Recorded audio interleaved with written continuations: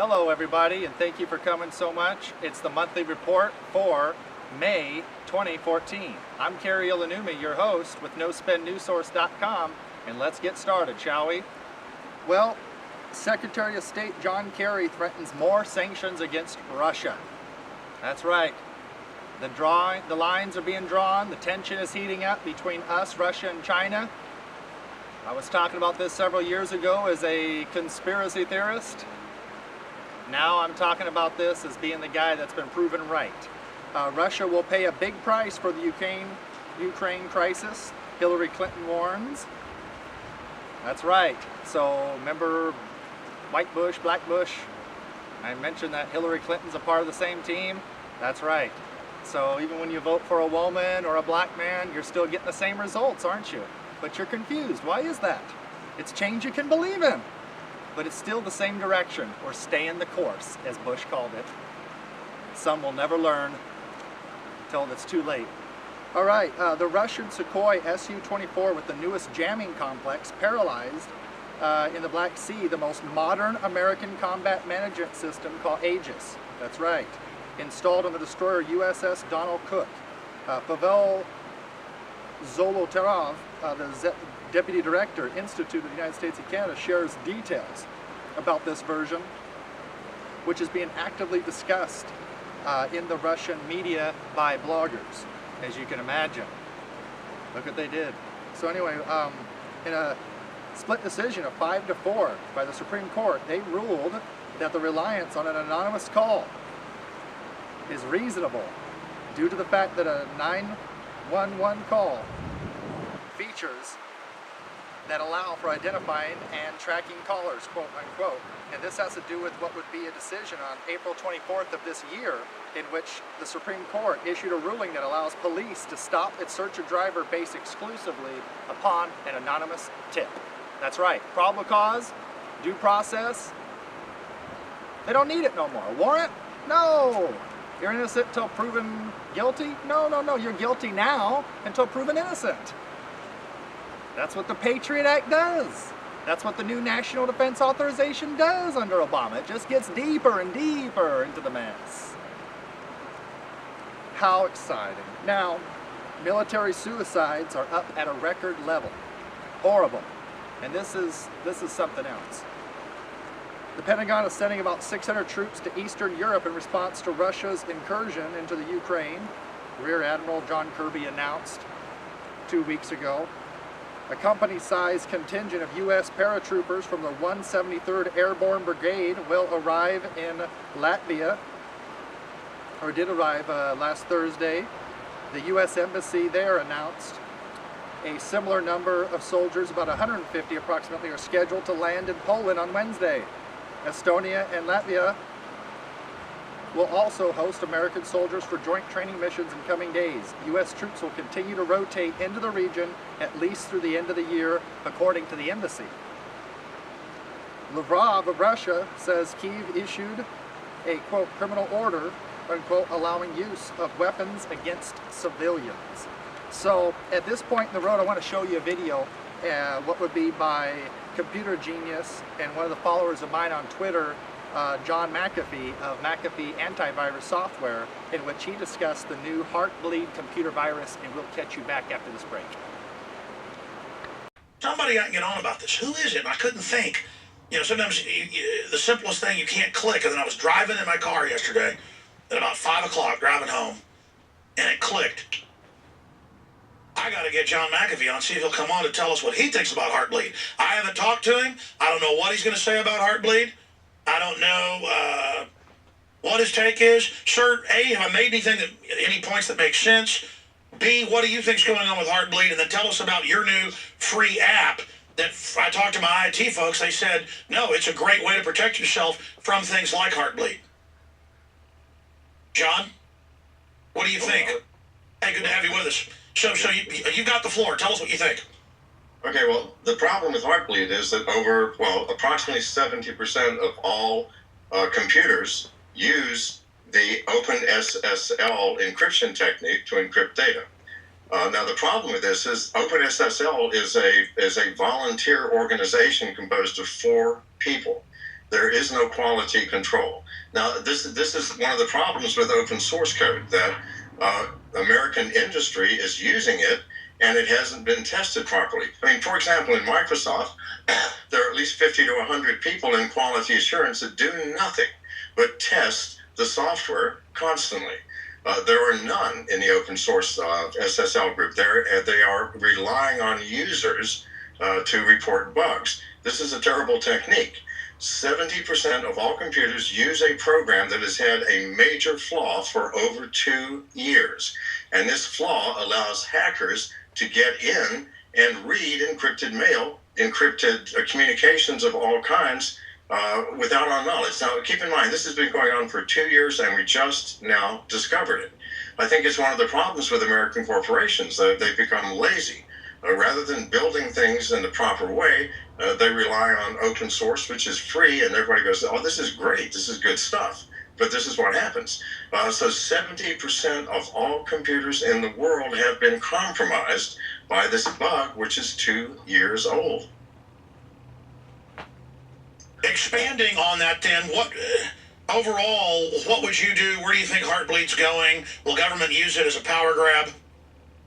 No, I don't think the government will use it, Alex. I think that the fix has already been announced. However, it's like locking the barn door after the cows have gone. 2 years we have had this problem. Now, think about how critical this is. 70% of all computer systems, almost every major website, including Yahoo, including Facebook, including Google, use the open SSL code.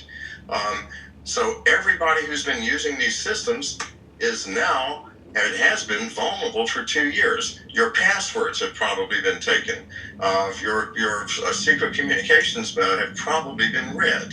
Hackers have known about this for quite a while. The user community has not. And again, it's the problem of laziness. You know, we've become somewhat lax in our understanding of what we're doing. Our technology is so advanced, and yet we are using things like open source composed of 4 volunteers, Alex. It's astonishing. It boggles my mind. And I've been saying all along that there will eventually be problems. There have to be. There is no organized quality control and testing process for this major element of security and privacy. John McAfee, the guru, the inventor of what is known as antivirus software, and then also well known for his intrigues down in Belize. Expanding on this, and we're going to play a little animation here. Hello and welcome back to the show. Now, let's talk Second Amendment. Let's talk guns. Let's talk my opponent, Congressman Rick Larsen. Let's talk about the letter that I just received from Congressman Rick Larsen this week, shall we? I'll read it to you. Quote, Dear Kari, thank you for contacting me about privacy laws and gun ownership. I appreciate hearing your views on this important topic. As a member of Congress, I have long been a supporter of Americans' Second Amendment rights. I also believe that Congress has an obligation to make sure that those with severe mental health disorders do not have access to these weapons. In many recent shootings, including at Sandy Hook Elementary School, the shooter's mental health has been a factor. Mental illness carries a stigma that are frequently underdiagnosed. I believe health providers need to give mental health the same attention as physical health, and Congress should increase research into causes, treatment, and care, he goes on to state. From there, he continues and says, a draft rule currently before the Department of Health and Human Services would make clear the information about mental health that can be shared with the National Instant Criminal Background Check System. Should this rule become final, and should there be a vote on funding this rule, I will keep your thoughts in mind. Again, thank you for contacting me about your privacy and gun ownership. Please do not hesitate to contact me in the future about this or any other issue, Rick Larsen says. So, I was the one that mentioned a few months ago on the show that in my feelings, I do feel a little bit uncomfortable knowing that there are folks with mental illness out there with firearms and weapons. But I want to make this perfectly clear as well. When we start to begin to sacrifice our security in the name, our liberties in the name of so-called security, well, Benjamin Franklin and Thomas Jefferson explicitly talked about that. And they stated, well, Benjamin Franklin, even on the magnet on my refrigerator, says, when you give up what would be your liberty in exchange for security, you get nor deserve neither. And that's a quote by Benjamin Franklin. That's not a conspiracy theory of Kari Ilonummi's. So, here we are, folks. This is a very slippery slope, because what the anti-gun establishment is trying to do is anything and everything they can do to make gun owners look bad and to make it more difficult to acquire a gun for anybody. They're making it more difficult for everybody. So in the name of mental illness, in the name of background checks, in the name of what would be your concealed weapons permits that states issue, in the name of this and that, it's barriers, red tape, and technicalities that makes you into a criminal. For instance, I'm carrying my .45 right here, as you can see. If I didn't have a concealed weapons permit right here in my wallet, guess what? I would become a felon as soon as a cop pulled me over and found out I was hiding this on me. That's right. To have this under my shirt is called concealed. And what does that mean? If you get caught with a concealed weapon, even as you're not a felon, even as you didn't do nothing, say if I was an old man, 81 years old, carrying my pistol, nobody even knew I had it, but I carry it to protect myself. Or how about your grandma that may have a pistol in her purse? If grandma happens to get searched with that pistol, she does 5 years dead time. That's right, it's called dead time, because you don't get good time. It don't matter if you break somebody's neck, get caught making pruno, or be a good boy. Guess what? You still do the 5 years for the charge of having a gun, a concealed weapon permit, for not having that concealed weapon permit, and you get a gun charge. The feds can even pick up the case and have you sent to federal prison. Now, what crime did the person do?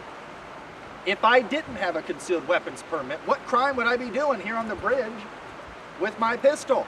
Doesn't it say, according to the Second Amendment, you have the right to bear arms? Not privilege, it says right. It doesn't say you have a right or it becomes a privilege once you become mentally deranged. No, no, no, no, no. When people screw up and mess up, just like how you're allowed to have kids, but if you screw up, you lose them in society, or this or that, it's the same thing. When someone uses guns to do violence upon people, to commit crimes, to do robberies, well, guess what? We can take away, and we should be able to take away firearms from folks like that have proven themselves to be dangerous threats to society.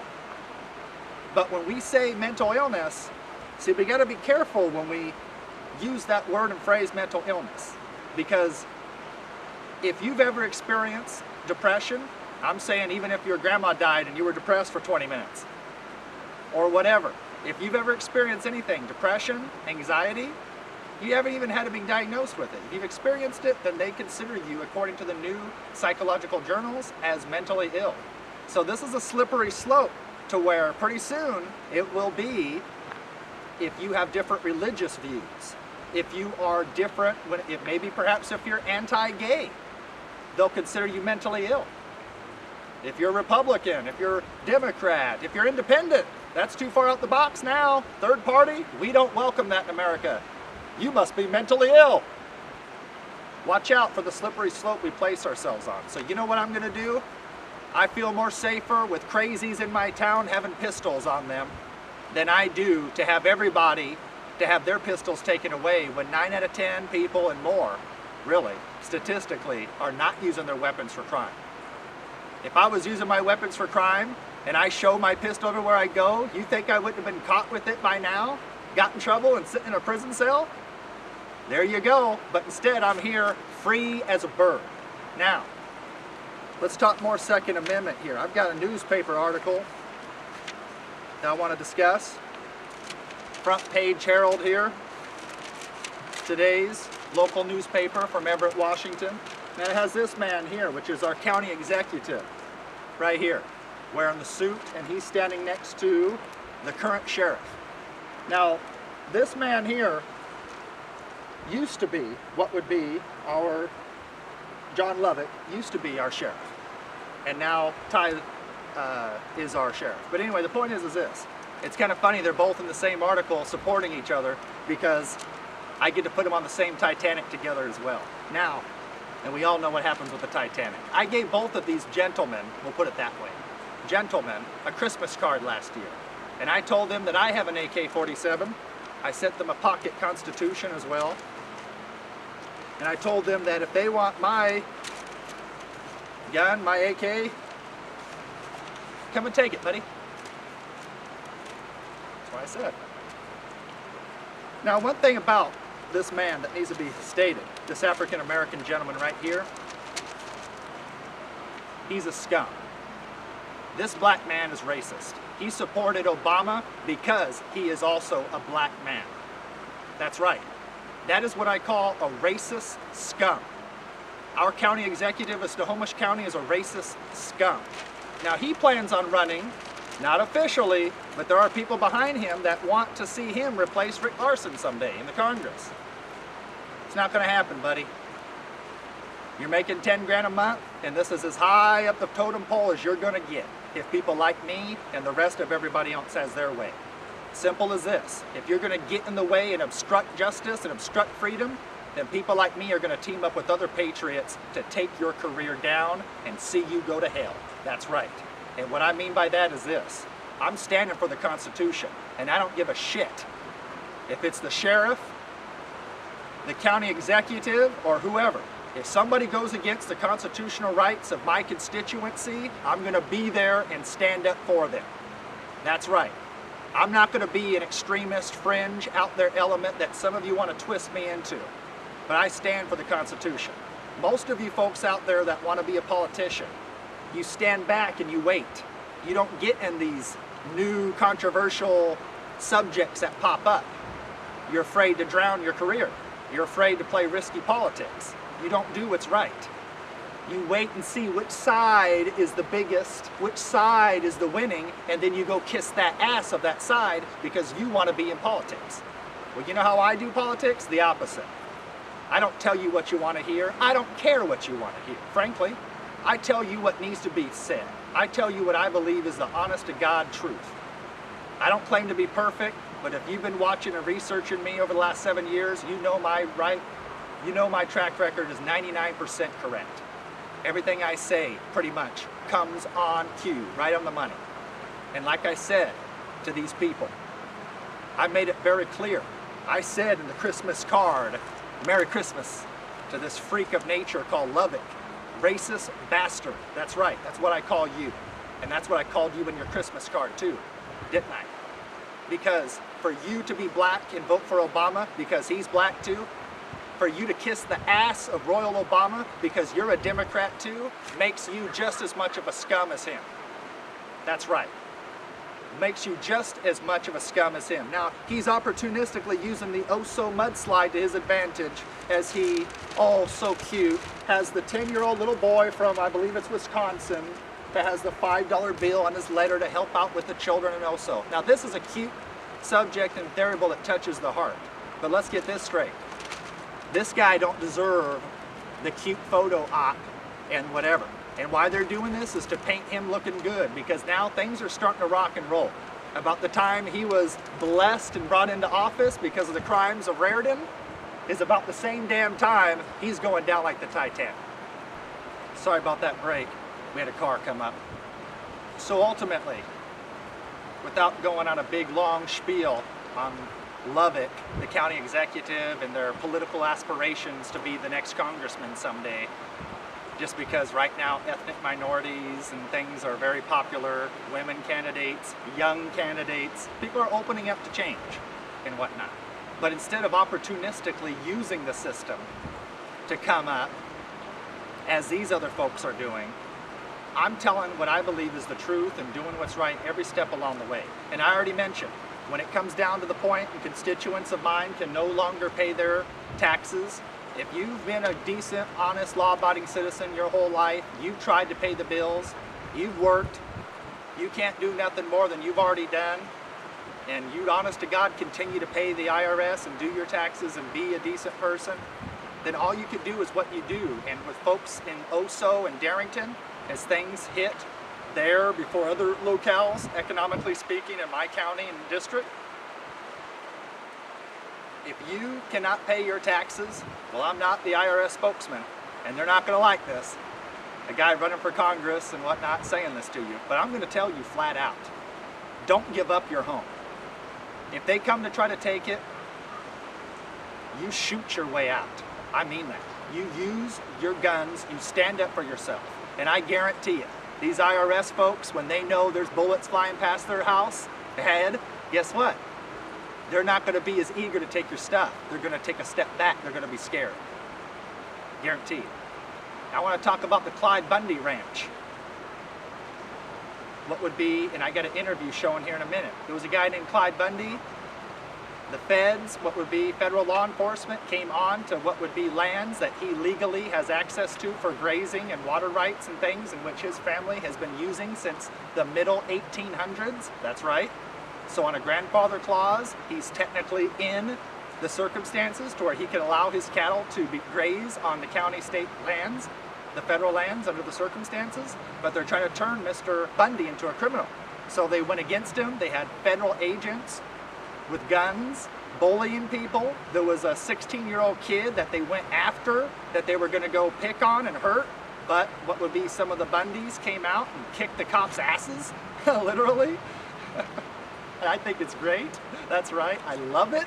It's about time. Now I'm not sounding so kookish, conspiracy theorist, because other folks are joining me. Farmers, state reps, county execs, and folks, well, not county executive, Lovick won't join me, I guarantee it, but other folks and whatnot in general, and businesses and this and that. As things rot and fall and fail, the rats start jumping ship, and some of you know and start to see who's coming up and who's going to be the next big dog and this and that. And you start aligning with them when you see old news. Bush, Obama, and these folks are of the past. But in general, most people tend to kiss the ass of whoever the winner is because you're too scared to do what's right. Well, that, I guess you'll just have to sit back and watch my show and watch me come up as your family falls apart. But that's what happens when I told you so and you didn't listen. Now, they're trying to paint Mr. Bundy as a racist. Instead of talking about the over 300 head of cattle that they stole from him and this and that, instead of talking about his constitutional rights, they're trying to make him sound like a kook and a racist. That's right. And what would be the same newspaper, which I'll show you in a minute, has a funny paper, if you call it, which is propaganda, that shows the Bundy owner on the ground with a racial stamp branded on his hide that says racist. So what they're trying to do is this. They're trying to twist something that he supposedly said about African Americans being slaves and allegedly picking cotton or something and not being any more free than they are today, living off welfare, that he allegedly made this statement, which there's no video or proof of, by the way, at all. It's appearing as if this was completely fabricated. It is appearing that way. But no matter what his feelings are, if he may be a racist, I don't know, but guess what? I don't care. Because the whole reason why the feds are on his land, the reason why he's fighting back, the whole reason why this became a national issue on Fox News, on CNN, even though CNN's trying to paint him as the racist crackhead or whatever. I don't think they called him a drug addict, but they've called him worse things than a crackhead. That they called him racist and things and whatever. Rachel Maddow tried to twist it up and say it was like this big movement and everybody's getting their guns and going off conspiracy theory. She really twisted up. But what's interesting is, like I said, that all this stuff's coming together, and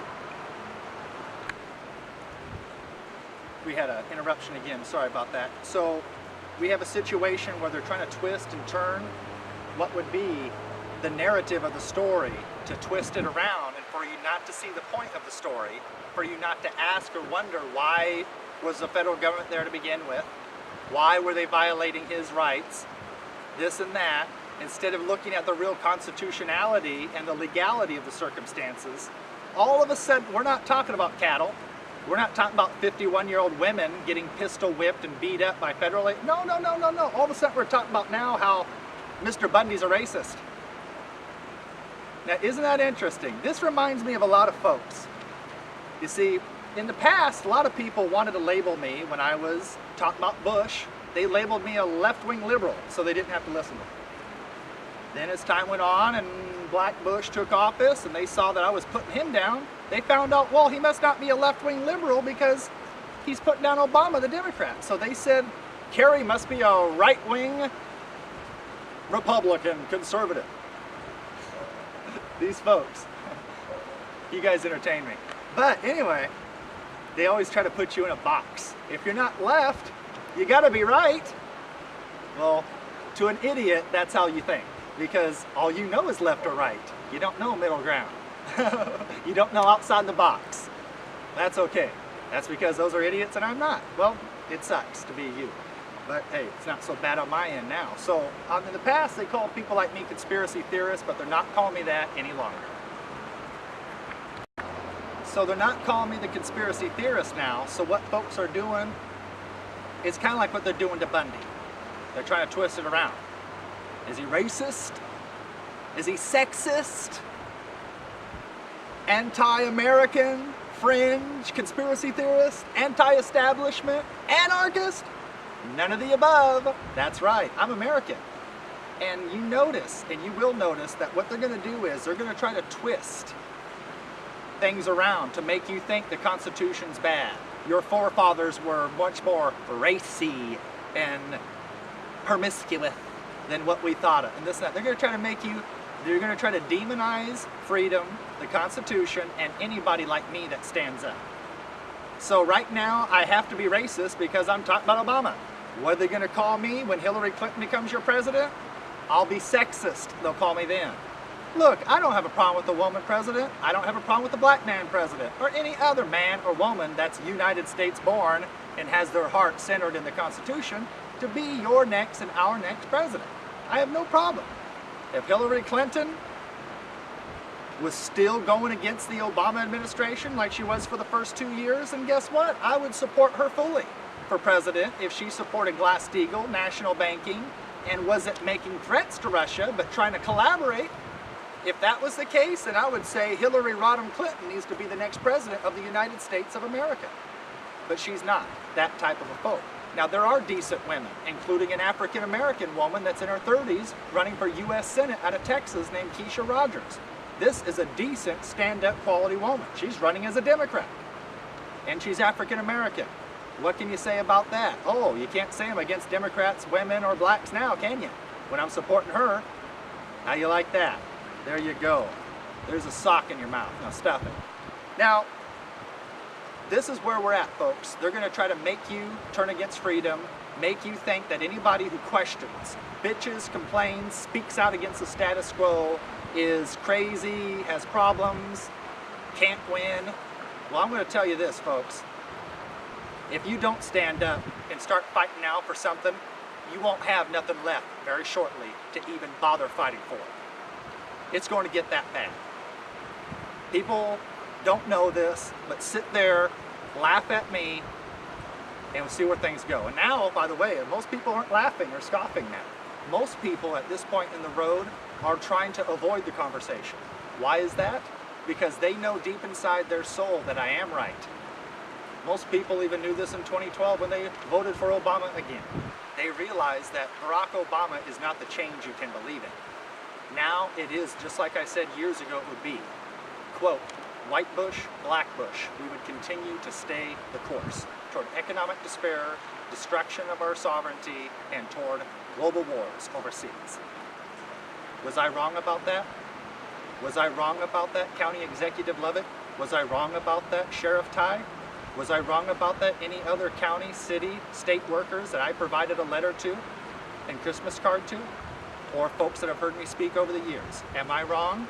No, but you want to avoid the conversation. Now, at this point in the road, let's talk about Obamacare. Democrat Congressman Stephen Lynch says Obamacare will, quote, hit the fan.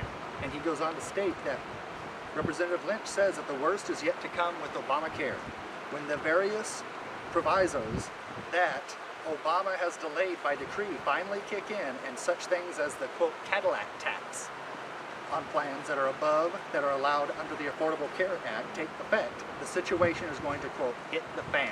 Mr. Lynch said. So, we just had a little observer there on the side, so we had to shut the tape off once again. But at this point in the road, I want to show you what would be the interview of Clive Bundy and the standoff against what would be the feds. And by the way, the standoff resulted in which the farmers kicked the federale's ass, might as well say. And what I mean by that is, even though the cows got taken back, the farmers got their cows back. The people can win, the people will win. We're gonna fight, folks. We're not gonna bend over, we're not gonna give in.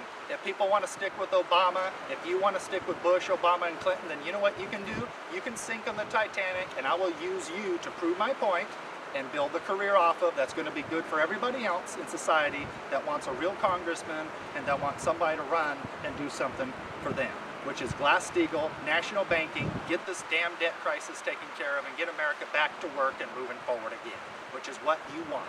You want to eat, you want to live, you want to thrive, you want to have the bank account money that you've been saving. You don't want those bail-ins to come and take the money from your banks that I've been saying is going to happen over the next 2 years, and it's going to happen. So, check out this video interview and we'll check you out in a moment. Families out there all run out of business. This is the last family. And David Knight, tell us what's happened since we talked to you 2 hours ago. And then I want to get Mr. Bundy to give us his take on the brutal assaults yesterday.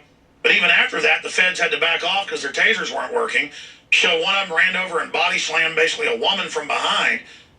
I've seen that where it's like there'll be a guy in a wheelchair and they'll just attack him. It's like some instinct of evil to attack the weak. I don't understand it.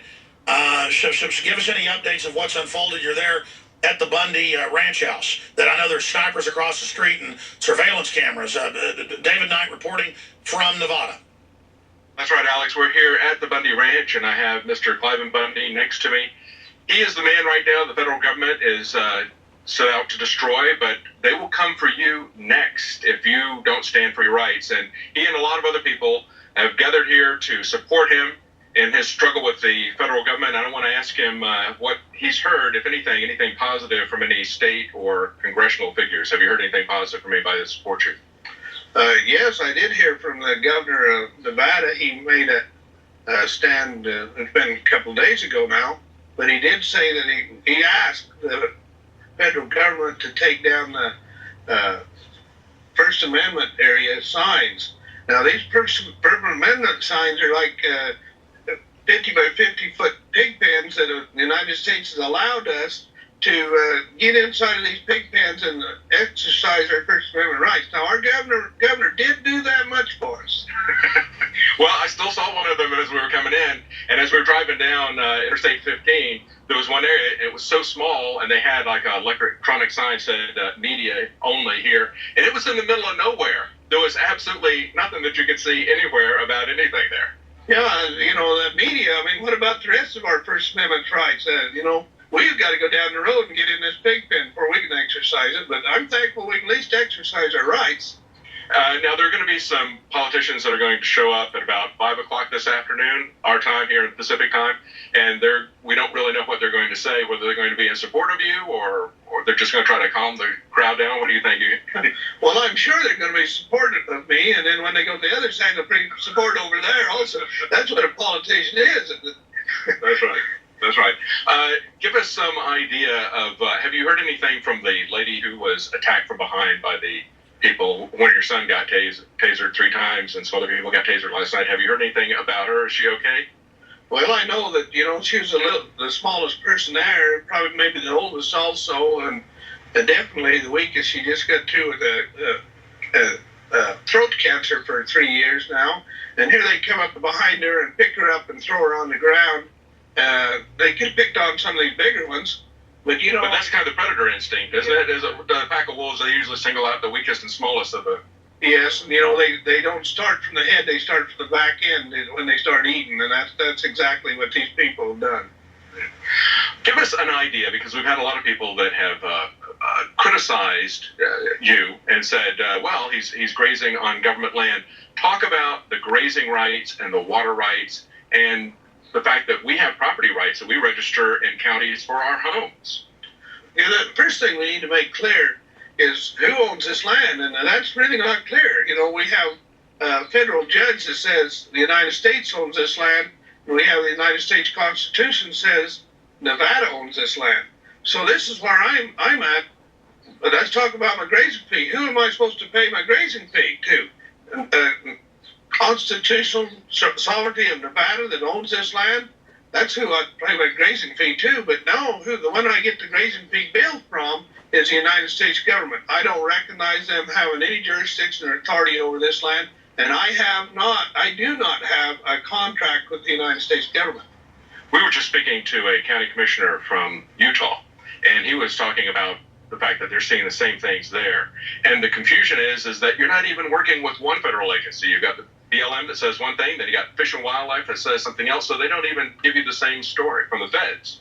Oh, they got so many bureaus in this United States. Everything's bureau. They think they have jurisdiction and authority in many different places. I urge you, read the Constitution. Those founding fathers laid out how we're supposed to act, and they have all the answers already laid out for us. Why don't we live that Constitution and be happy in America?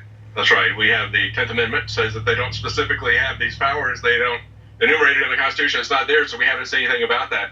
But this is not just your fight. This is something that has happened. Talk about when they first initiated this attack against the local ranchers here, shutting them down, because there used to be 52 other ranchers in this area. Talk about what they did to them at that time. Well, what they did is they administrated, regulated until they couldn't ranch anymore. In other words, they broke them. They put those producers that used to produce meat for you out of business. You wonder why beef costs so much? You go to the hamburger cost a lot. Well, we used to produce that, and now these producers are gone all across the United States. They've administrated, regulated until we give up. And I'm not giving up.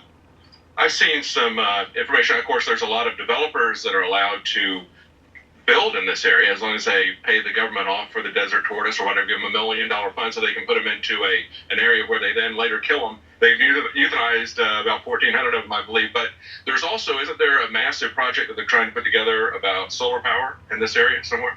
Well, the solar power is just a rumor, but what they're wanting to do here on my ranch is create a federal conservation area. And so that's part of the deal. In other words, there's forgot about the tortoise. They're down there killing the tortoise, and now they got a new project. And so the tortoise is old, the conservation area is new. Well, because the long-range plan here is an Agenda 21 plan, where they make most of the United States off-limit to all humans, the rest of it highly regulated in a few concentrated urban areas. That's true. You can see the Agenda 21 blueprint here. For example, what they want to do is close off this area, and in order to close it off, I've got an invested interest. They want to get rid of my cattle and get rid of my range improvement, get rid of my access rights, and then they'll close it off. But they won't close it off 100%. Remember about the First Amendment area? They'll give you a First Amendment area. Now, what they're going to do is give you a trail, a sidewalk down through this desert, backcountry byway, 51 miles, and they're going to say, public, you have access to your public land, and here it is. Stay on the sidewalk and don't get off on the grass, or we'll give you a $500. And that way they can harass the daylights out of you. It ruins the picnic. That's right. Absolutely, and they treat you like total crud everywhere. They don't want the scum in even the national parks and other areas anymore. I mean, it is just total slave trading. Now, I want to get Steve Quayle in here when they have his questions, because he's out west as well and has dealt with this BLM garbage. I want him to be able to ask a question that you can relay there to Mr. Bundy. But what does he make of these state reps that are showing up? They need to go over and get in the face of these feds like the Swiss federal reps did when we were covering Bilderberg. They actually went and demanded people be arrested. And they went in and got beaten up. And then when that happened, then the state police came in, and then they had to back off, and a bunch of helicopters took off, and the globalists actually left. So it was a big deal. And then the Swiss suddenly said, get out, Bilderberg. We don't want you. The Swiss, of course, are famous for doing that. Their country started that way. For people that don't know, William Tell and the rest of it. But we need to get back to understanding that. Bottom line, ask him about this. He said when enough people get there, he's going to try to march in and get the cattle, the 300 they're holding. I know 30 were gotten out today by cowboys that went to the blockade. DrudgeReport.com is linked to that story right now. 20 cowboys break Fed blockade in Nevada, retrieve cattle. That's up on DrudgeReport.com if you want to see that in the video, screen stills and screenshots and the rest of it. A Don Salazar article is up there right now.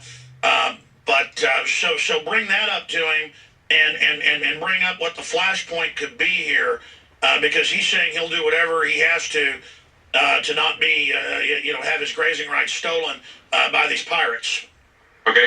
Alex wanted to get an update as to what the disposition of the cattle are. We've got a story that's up on Drudge right now about the cattle that were rescued this morning. Are there any plans to I know you're trying to locate the cattle that have already been taken, is that correct?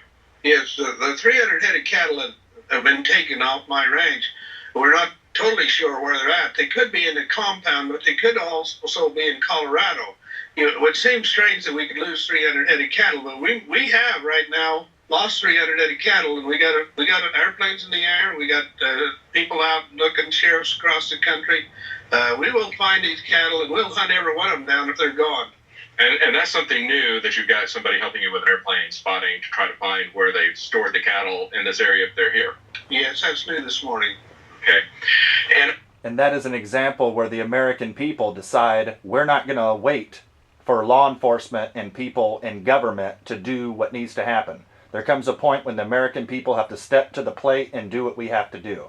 A comment that I made on Facebook this morning about American citizens, explicitly in the state of Washington and the area in which is the district in which I plan on representing of Snohomish, Whatcom, Skagit, and Island counties, I made a statement this morning on Facebook in which I explicitly stated, for those law-abiding, decent American citizens that pay the bills, pay the taxes, when it comes time, if it does, God forbid, that the government sells you out, leaves you stranded, and then the IRS comes to try to take your home when you can't afford to pay taxes, after the bail-in mechanisms of the bail-out come into play, which is going to, as I've already forecasted, over the next 6 to 24 months, take away pensions, 401ks, and personal bank account savings of American citizens and folks across the globe, that when the time comes that this happens, do not allow the IRS and federal government or local mayors and local police to come and take your home.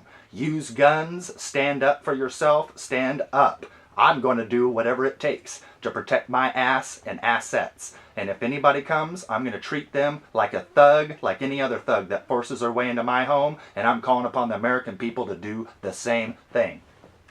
Alex wanted to ask, what do you think is going to happen? What would be a flashpoint? What are you willing to do with this, or where does it go from here? How do you see this resolved?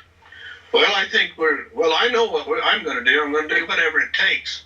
And the public and the protesters here, I think they're ready to do whatever it takes too. So in other words, this thing's not going to get over tomorrow. We're going to fight until we win this, get our public lands back. Yes, we are. And my cattle back. And we're going to ranch them and produce good red meat for you. You know how good a steak tastes? That's what I produce. That's great. More power to you. Thank you. Any other questions, Alex? He's got to go to another. I know that Steve Quill had a quick question for you, but Mr. Bundy's got to go with another interview. Thank you so much for your time. Thank you very much. Best of luck to you. Thank you for standing up for our rights. Well, we're going to be following this story. We're going to head back to the protesting area, see what's happening there. I know that some politicians are going to be making speeches. As Alex said, they need to be making the speeches to the Bureau of Land Management. They need to be making the speeches to these unelected regulators. Nobody out here, as the county commissioner that we talked to from Utah, he made a very good point. He said that nobody is electing these people. Their names are not on the ballot. The names of the people who are confiscating this cattle is not on the ballot. The names of the people who are directing them are not on the ballot. We have no control over these policies. Our congressional representatives are doing nothing. And these people are doing whatever they wish without any oversight, totally out of control. These bureaucracies have become regulating agencies that write their own laws, have their own police force, have their own judges and juries in most cases, and you are not presumed to be innocent.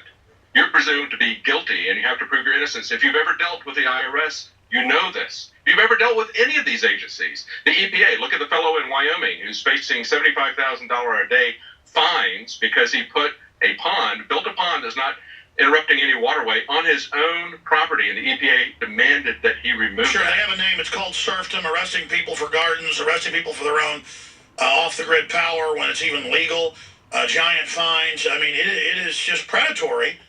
I was videotaping when I was over at my parents, some zoning people across the street. They now wear uniforms. And the guy literally bugged his eyes out and said, "What are you filming me for?" I said, "It's America." And he kind of got mad and walked off. It's just like everyone bows down to them, and a nation of sheep will be ruled by wolves. I mean, these are our servants. By the way, I plugged our affiliate wrong. And welcome back, everybody. Now, there's a new book out called The Benghazi Report. It's a New York Times best-selling author, Roger Stone. It goes into the details in which Hillary Clinton does not want you to know. Because remember, she was acting Secretary of State back then. She covered it up with the stuff that happened. Like she said, what difference does it make? When people asked if it really has to do with the film, the alleged racist film that had all the Arabs just go crazy. And most of them never even heard of that film at that point in the road. So it's really interesting how that works. So let's talk about the Boston bombing, because that happened 1 month ago. Or what would be 1 year and 1 month ago, in April. So I want to go to what would be this Alex Jones interview, which talks and discusses some of the things in which you may not have known about that event, which are very questionable, to say the least. I'll catch you back in a moment. We're live. It's 2:08 Central. And 2 explosions at Boston Marathon. People hurt in large explosions. Oh, man. Oh, my gosh. And that'll, well, are they going to blame it on Iran, blame it on the Patriot Group? Or is it going to be a veteran or something? I mean, this is just so horrible. Again, I hope nobody's really been hurt bad, and also hope it's a gas main or something like that. Because they will, again, they're going to turn all public events. First, it's have checkpoints at the airport, then it's the mall, then it's the sports stadium, then it's the hotel, then it's the highway, then it's the bus station. This is already in Austin. Then it's Army at the Kite Festival. Then it's, any event has to have, troops at it. Drudge now running the headline, explosions at Boston Marathon. And it goes, multiple people injured, at least a dozen injured after explosion. Man, I hope this isn't a false flag or a real terror attack, Richard. Even if it's innocent, they will use it because everyone's focused on it now.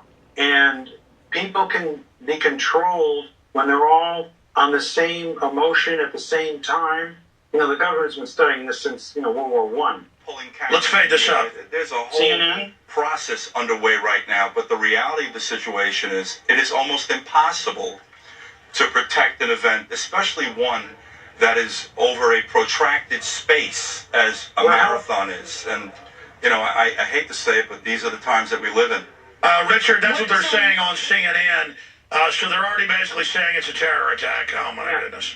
No, we're helpless is what he's saying. I know this. They got TSA ready to roll out nationwide. They're already doing it, but they've been, I've talked to insiders. They're going to be everywhere now, just federal checkpoints. When he said, unfortunately, these are the times we live in. So then when we see soldiers at our kids' Little League game, we see soldiers, everywhere, we're supposed to feel safe. But again, the explosion, the main one there at the it's just the times we live in. And then you can hear after that, Paula, it's just absolutely heartbreaking to see this. It's been a year since the bomb attack at the Boston Marathon. InfoWars was pointing out the inconsistencies in the story from the very beginning. Was there any prior knowledge of? Because according to BostonGlobe.com, they said they were doing drills this morning for the same exact thing that happened, according to BostonGlobe.com. Now, was you guys given any warning ahead of time of this taking place? As I said earlier, there was no specific intelligence. Oh, sir, why were loudspeakers telling people in the audience to be calm moments before the bomb went off? Is this another false flag stage attack to take our civil liberties and put more Homeland Security sticking their hands down on the pants on the streets? No. And it wasn't just the Boston Globe who reported the drills. There were dogs with their handlers going around sniffing for explosives, and we were told on a loud announcement that we shouldn't be concerned if this was just a drill. So maybe it was just a drill. but I've just never seen a drill like that. The most show of force that a track coach has seen in a lifetime of marathons. This brings up questions of prior knowledge. And on the subject of prior knowledge, we found out that the CIA, FBI, and DHS knew of Tamerlan Tsarnaev before the bombing. Reports show that the older Tsarnaev had previously attended a workshop sponsored by the CIA. The word is also out that the FBI and Department of Homeland Security had been tipped to Tamerlan's visit to a radical mosque in Dagestan, a neighbor of Chechnya. The FBI felt that this was of little consequence and didn't consider him a threat.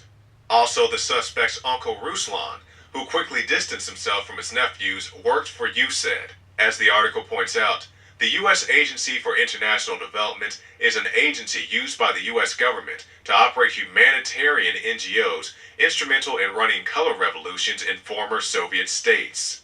And he just so happened to be the relative of choice for state-run media. I understand that there must be several criminals and other people on U.S. databanks, especially with the DHS putting toddlers on the no-fly list. But if you have a suspect who the Russian government warned you about, attended CIA-backed workshops that the DHS was briefed on, and the FBI interviewed, why does the FBI need public assistance identifying the suspect?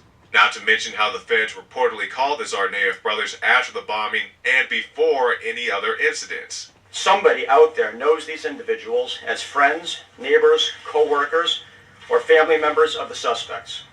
Though it may be difficult, the nation is counting on those with information to come forward and provide it to us. Did you ask any of your co-workers their agents?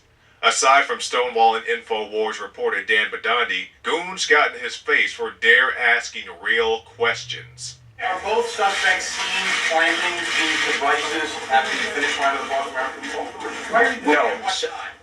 The only one who was observed planting what we believe to be the device is suspect number 2 with a white cap. Let's talk about those photos. There was bomb drills Monday morning. We got photographs on Infowars.com, folks, of contracts. Next question, please. Jahar's white or gray backpack with the black stripes is clearly not the black backpack with the white or gray stripes that exploded. You notice how the man says, "Next question, please," before he even addresses the question or listens to what he has to say? It's because the government doesn't like being pressed and put into these situations when they know we know what's going on. And we control the narrative. In fact, the bags are the exact opposite. The only official photos that should be officially relied upon in this investigation are those you see before you today. So what's the possible explanation for these bizarro backpacks? In other words, you don't supposed to believe, look at, or even consider anything unless it's the photos that the federal government and officials show you today. So if you question your government, if you question authority, if you dare use your own head and step outside the box, you got to be a conspiracy theorist. And you're carrying You would have one here. This is a white color nylon like number 2 had. Yeah. And then it's easy enough for you to go ahead and take out the actual device that may house the weapon. There's one theory. Doubt of the official story could have easily been squashed by releasing footage of the bomb being placed. Footage that even Governor Deval Patrick hasn't seen. Well, the videotape is not something I've seen. It's been described to me. But it does seem to be pretty clear that this suspect took the backpack off, put it down. And that brings up another piece of questionable footage. Who was the naked man? InfoWars reporter David Knight contacted Moret Tsarnaev, the aunt of the suspects, who identified the stripped man as her nephew Tamerlan. Hello, is this Moret Tsarnaev? Yes, speaking. Hi, my name is David Knight. I'm with Infowars.com. It's Alex Jones's operation. Have you heard of us? Yes, I've heard of you. Yes. And we would very much like to do an interview with you. Would that be possible?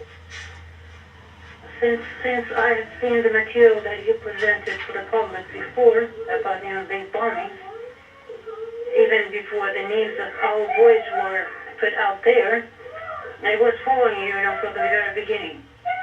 Okay. I don't know. I have trust in that information. I have trust in you, and I would like to have my word said. Good. Especially in the part when the guy that was taken into custody by police and given over to FBI. You know who I'm talking about? That clip. Yes, yes. The naked guy. Yes. I have to publicly state that I confirm and identify this person as my nephew, Tamerlan Tsarnaev. Moret's revelation has been widely ignored by the media. The outlets that did pick up the naked man's arrest quickly wrote him off as somebody who was not really a suspect in the first place. Before we go any further, let's talk about what the brothers allegedly did after the bombing, aside from reportedly talking to the FBI as we mentioned earlier.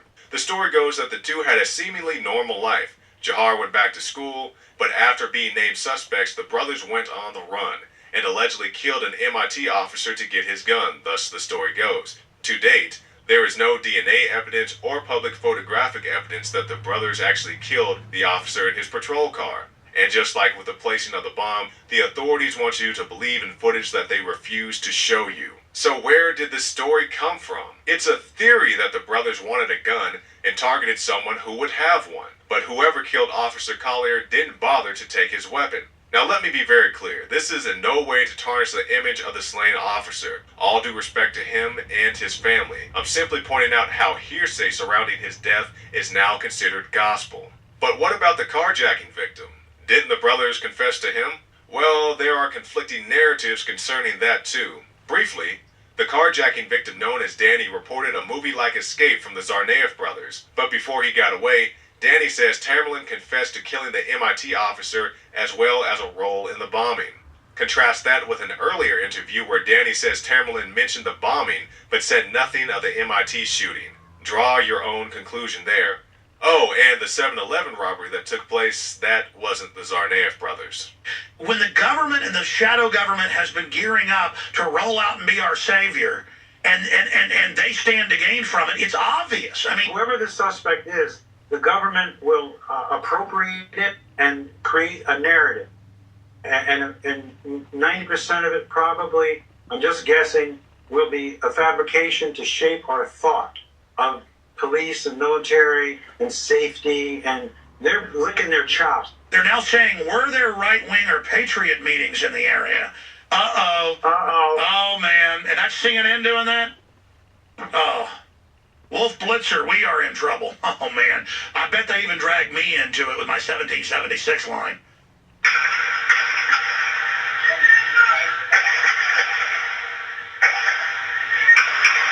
That was footage from the, quote, shootout between the Tsarnaev brothers and the police. This is one of the most contradictory moments following the bombing, with various witnesses contesting whether or not the suspects tossed bombs at the police, whether or not an officer was injured by friendly fire, and whether or not Jahar ran over Tamerlan. If the naked man is Tamerlan Tsarnaev, as his aunt claims, then the official story has much to explain as to how a bullet-wounded man was struck by a car and appears virtually uninjured. Regardless of what happened, after the confrontation with the police, Jahar is able to go and hide himself in a boat, and Tamerlan is taken into custody, according to his aunt.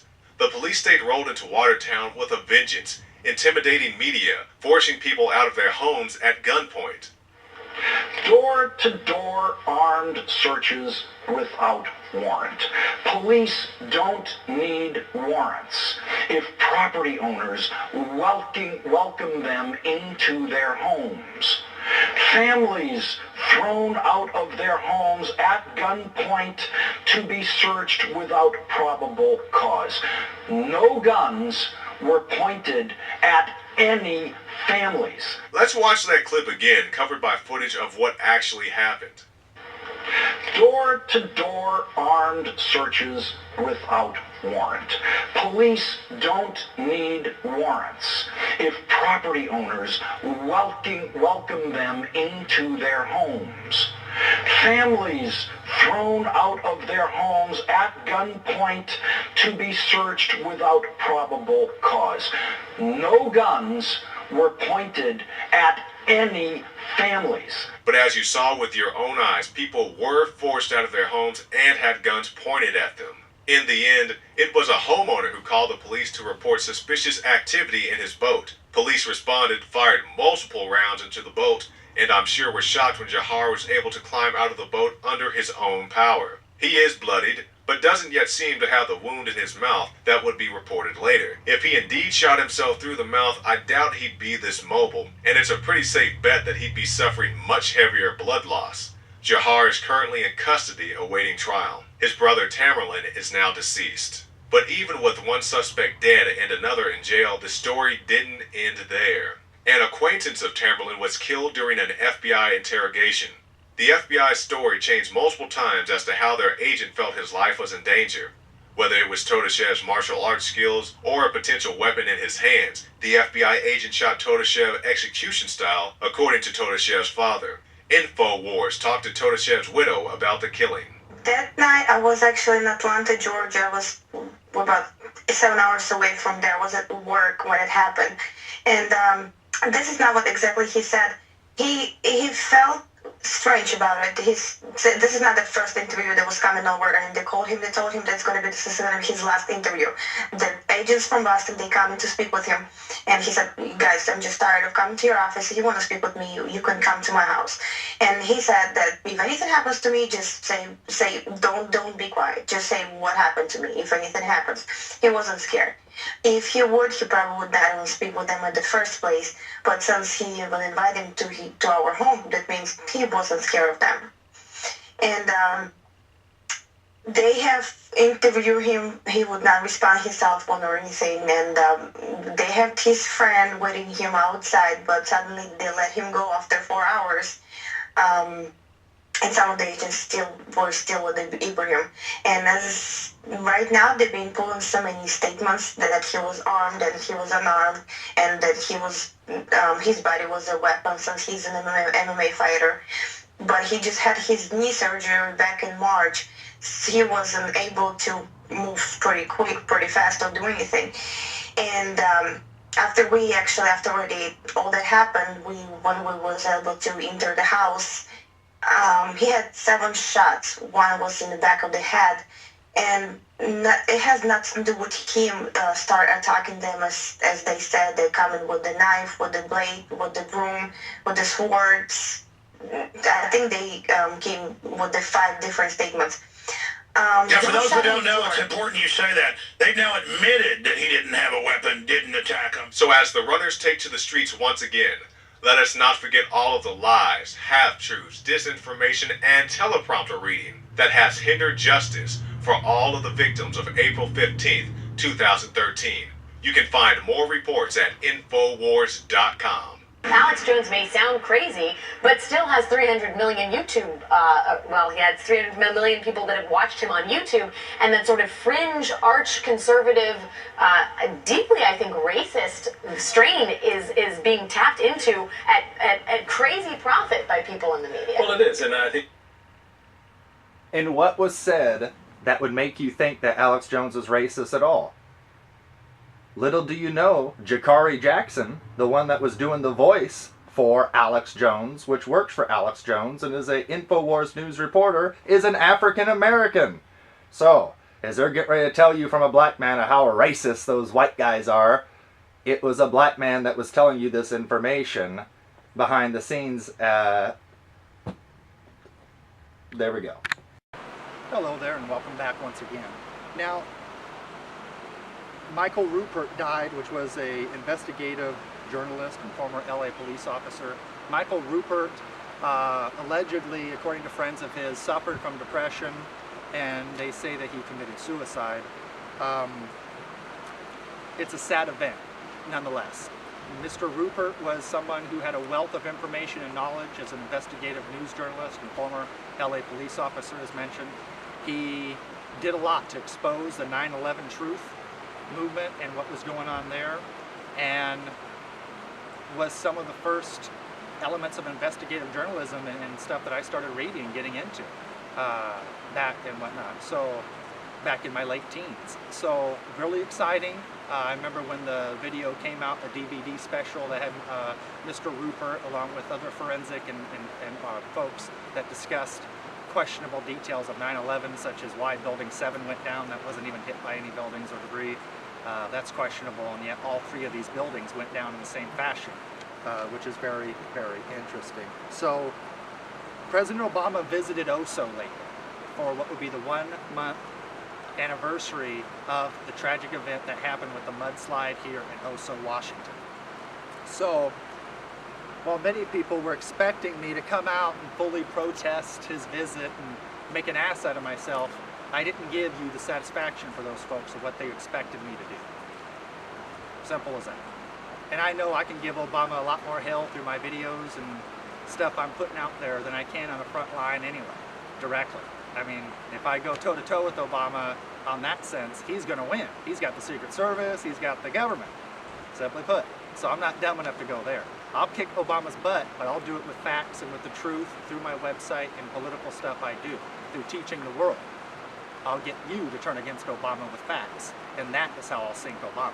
I wouldn't be stupid enough to try to physically attack him. I wouldn't be stupid enough to do anything like that. And also, why hurt Obama? Because they'll just have another puppet beat him. Bush, Obama, Clinton, these are all puppets. So if you hurt one, you're just going to get another flavor of a puppet that's still the same results. So physically hurting these people or killing them is not what we want to do. We want to impeach them, destroy their reputation, and take them down so they cannot have anything to do with American politics again. That's what we need to do. That's what I recommend. So, President Obama visited Oso. He gave lots of lip service. He blew smoke up people's rear ends. But besides the money that folks like Senator Patty Murray was able to secure to help pay some of these fire areas back, firehouses such as ours here in Arlington, which thank you for that, Patty,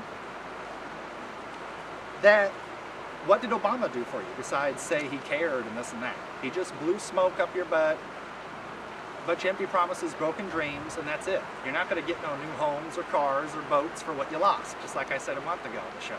Simple as that. Are you? No. And if it was his biggest priority, here's two questions for you. A, how come it took him 1 month to get out here?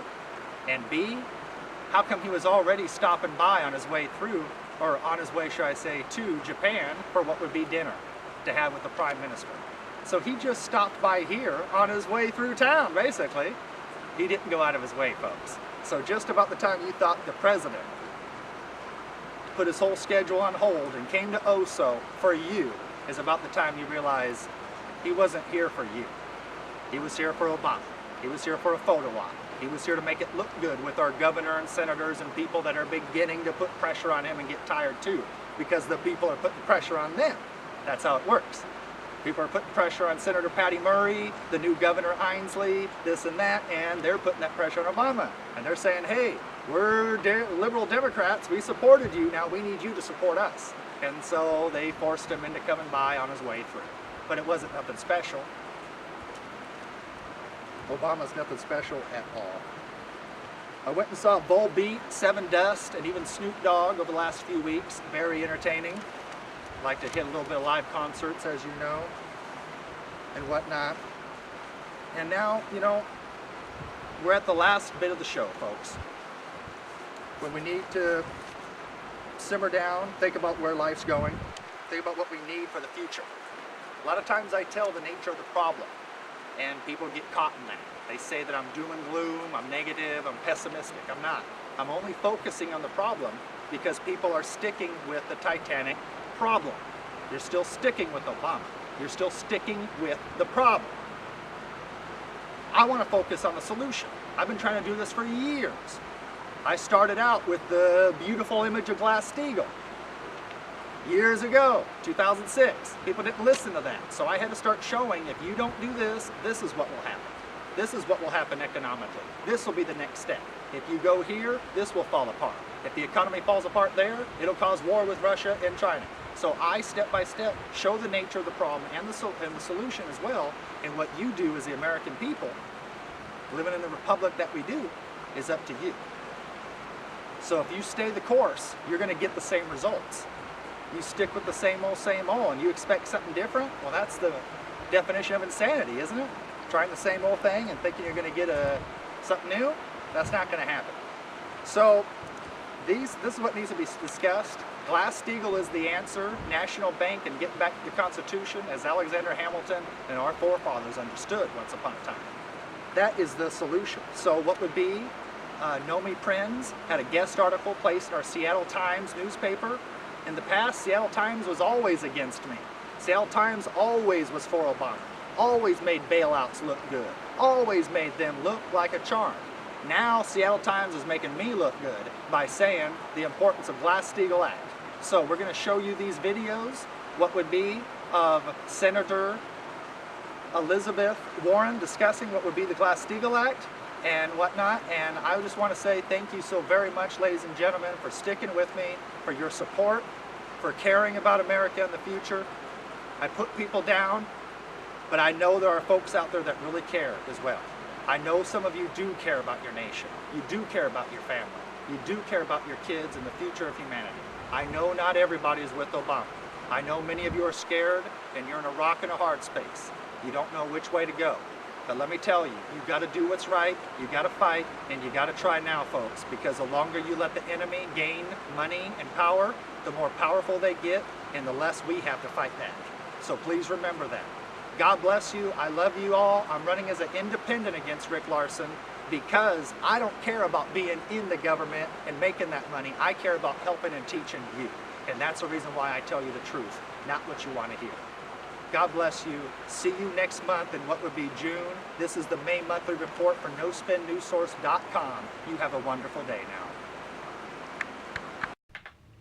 Senator, I'm going to just jump in here and ask you what you would say to some of the criticisms of your proposed bill here. For example, we were speaking to Chris Whalen earlier on today from Carrington Investment Services, and he was saying it would be hugely disruptive to impose this new Glass-Steagall. And one of the things that he says could be a result is it would really hurt credit creation, which obviously in turn would hurt the economy. What would you say, for example, to that? You know, that was pretty much what the banks were saying back in 1932 and 1933. They kept saying, no, no, no to Glass-Steagall. They raised all kinds of objections to it. And they kept hammering away at it because they wanted to be able to get access to those deposits in order to fuel more speculative trading. And what this says is no.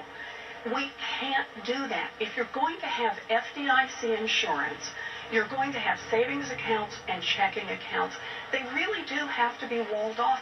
Remember, we had 50 years following the passage of Glass-Steagall in which we had a tiny number of bank failures. That whole boom and bust cycle from 1797 to 1933 went away.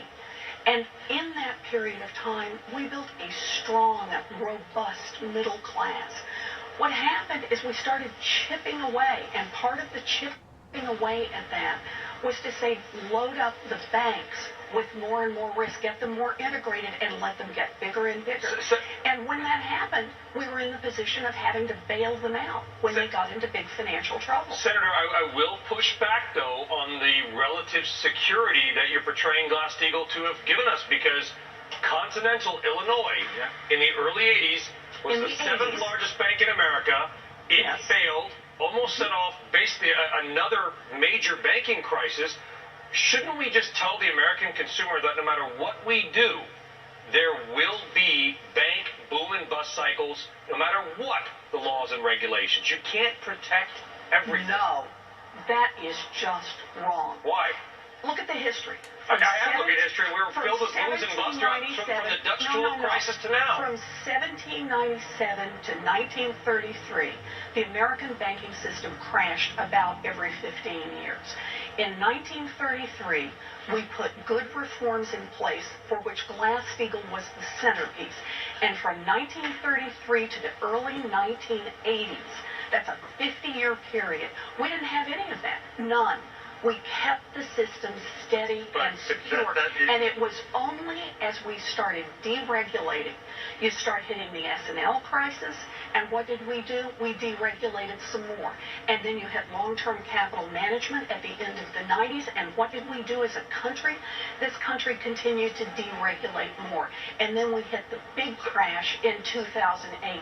You are not going to defend the proposition that regulation can never work. I didn't say regulation never worked, Senator, by far and away, and I agree there were fewer bank failures in that time after Glass-Steagall. Fewer as in, of the big ones, zero. But Continental Illinois was the seventh biggest bank in the United States when it failed. 50 years to get there. But Senator, You're on the record saying Glass-Steagall would not have prevented the financial crisis. Not all by itself, that's absolutely right. But what Glass-Steagall can do is it can wind some more of the risk out of the system. It can help bring down the size of the largest banking institutions. Don't forget, you said there was too much concentration in the banking industry in 2008. Now here we are in 2013, and the big four are 30% bigger. That puts too much risk back in the system. Well, there's other ways of shrinking them, obviously. Well, with all due respect, Senator, every report I've read, every person I've spoken to says that there's a very, very, very slim chance of this even passing.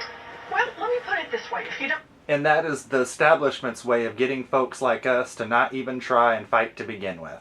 So they just tell us, like this British lady, well, the chances of you actually succeeding in passing this, if it's beneficial or not, are very unlikely, you know.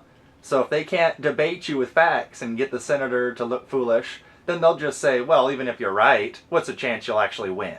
What's the likelihood you'll succeed? Well, you know what?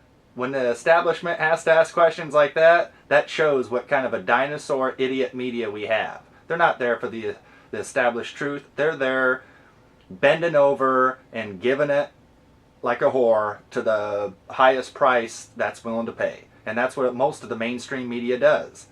The difference between No Spin News Source, my website, the People's website, and these other phony folks like this, CNN, MSNBC, to Fox, a lot of this stuff, the difference between them and me is they know the stuff I'm talking about, but they have to make sure they appease a whole bunch of political advertisers and other people out there that give them money, their sponsors and so on and so forth. With me, I just give it to you raw. Raw news, I give it to you the truth. I don't have to play no games. Nothing more, nothing less.